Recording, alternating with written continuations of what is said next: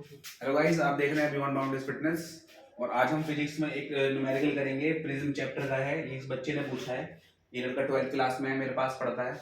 और फिर इसने ये न्यूमेरिकल पूछा है मेरे से। A ray of light P Q enters an isosceles right angle prism ABC of refractive index 1.5 as shown in figure. ये फिगर है, राइट एंगल आइसोसेलेस ट्रायंगल है और इसमें लाइट एंटर कर रही है। क्वेश्चन ये है कि जो रे है रिफ्लेक्शन होगा या रिफ्रैक्शन होगा, उसके बाद रे का पाथ क्या होगा। हार्दिक, यही क्वेश्चन है ना?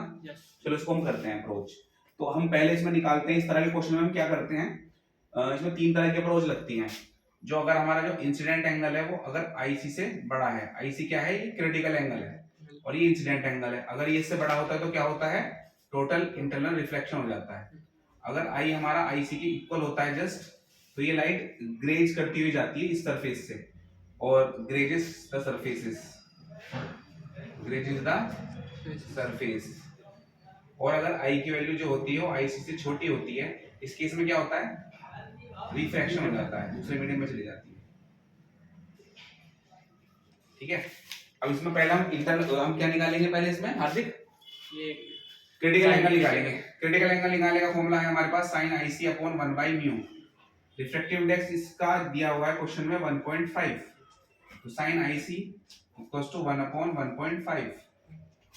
5 टू द 10, 5 3 जा 15। sin IC की वैल्यू जाएगी 42 डिग्री 2/3।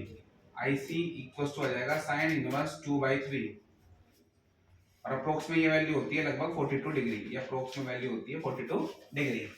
इस केस में हमारा क्या है, आई की वैल्यू कितनी है, जो 40 इस क्वेश्चन में दिया हुआ है। इंसिडेंट एंगल जो है वो 45 डिग्री है, तो यानी कि आई की जो वैल्यू है आईसी से बड़ी है। तो कौन सा केस होगा, टोटल इंटरनल रिफ्लेक्शन होगा। और टोटल इंटरनल रिफ्लेक्शन के केस में क्या होता है, जितने एंगल पे इंसिडेंट हो रही होती है, लॉज ऑफ रिफ्लेक्शन में क्या होता है, उतने ही एंगल पे रिफ्लेक्ट हो जाती है। तो ये रे किस तरह से जाएगी, ये एंगल भी 45 डिग्री है, ये आई की वैल्यू 45 है, तो ये इतने एंगल पे 45 पे चली जाएगी। ये क्वेश्चन है और हमें इसका पाथ ट्रेस करना था और ये हमारा क्वेश्चन है। आपके लिए मैं इसमें आगे क्वेश्चन देता हूँ, पार्ट बी जो मैं आपको इसका देता हूँ। उसमें ये है, अगर रिफ्रैक्टिव इंडेक्स 1.5 है तो हमें जो रे है उसका पाथ ट्रेस करना है, उसको ट्रेस करना है। मिलते हैं अगली वीडियो में, कमेंट करना, आंसर देना इसका। मिलते हैं अगली वीडियो में, बाय।